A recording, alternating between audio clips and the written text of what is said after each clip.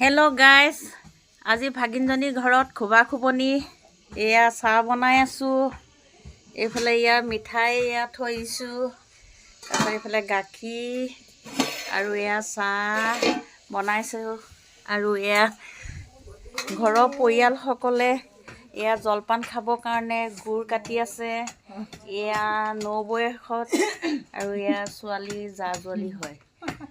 তাৰপিছতে এইফালে এয়া ডাঙৰ নবৌ, তাৰপিছত এইফালে ৰাইজসকল বহি আছে। দেখুৱাইছোঁ আপোনালোকক। আজি খোবা খোবনি হয়। এয়া ভকতসকলে এয়া শৰাই সজাইছে আৰু কলকুঁহিয়া কাটিছে। অলপ পিছত নাম ল'ব। এয়া দেখুৱাইছোঁ।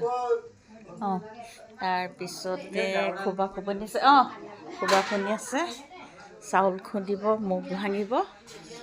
ইয়াকে কৈ সামৰণি মাৰিছোঁ। ধন্যবাদ।